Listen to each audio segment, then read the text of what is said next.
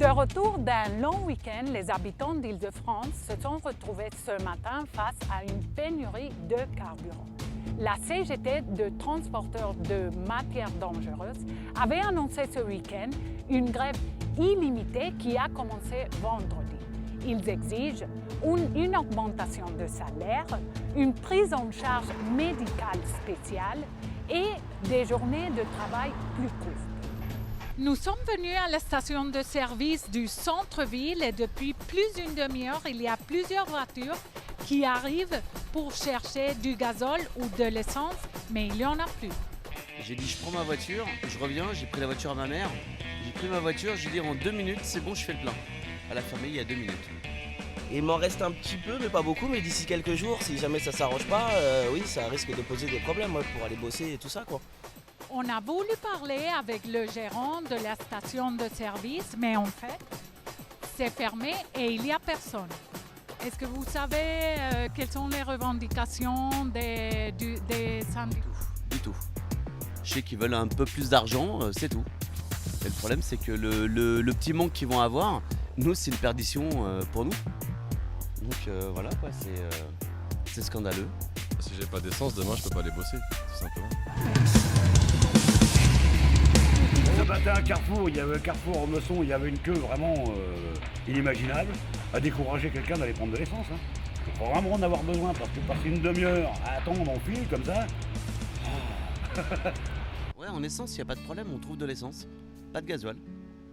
Donc voilà, c'est casse-pied. Donc pas de travail, pas de revenus. Donc voilà, on peut pas élever son enfant, on peut rien faire.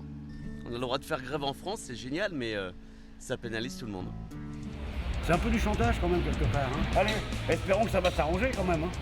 Merci. Allez, bonne journée.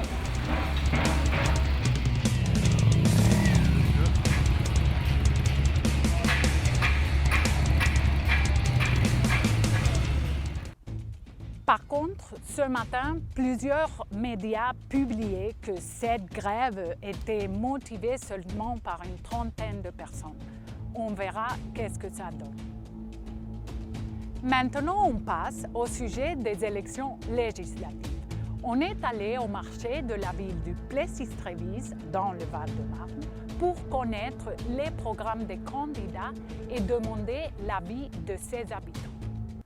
Oui Caroline, nous sommes actuellement au marché du Plessis-Trévise où nous avons pu prendre la température sur les législatives avec en interview quelques candidats et malgré tout des personnes habitantes du Plessis un peu frileuses sur la question. Au début c'était dur parce que juste après les présidentielles on était un peu mal accueillis mais on n'a pas de retour en disant oui vous êtes un républicain, c'est Fillon, voleur, ça nous arrivait. Je ne suis pas tellement intéressée par les législatives.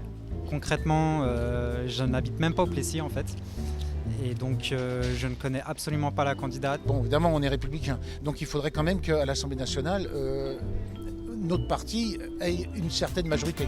Il me semble effectivement, pour être passé sur plusieurs marchés, des kermesses, être en contact depuis quelques jours maintenant avec la population, que les gens sont relativement intéressés. Et la plupart du temps, il me semble aussi qu'ils ont déjà une idée très ferme de choix de leur candidat. Oui, c'est important que le parti qui est en place, Macron En Marche, ait une majorité pour qu'il puisse appliquer son programme. J'aimerais qu'il y ait plus de travail pour les jeunes et plus de travail en général. J'ai encore un petit peu de mal à me décider et puis je vais y réfléchir. La ville du Plessis-Trévise appartient à la 4e circonscription du département du Val-de-Marne. Son actuel député est républicain. On verra si ce parti gagnera les prochaines élections.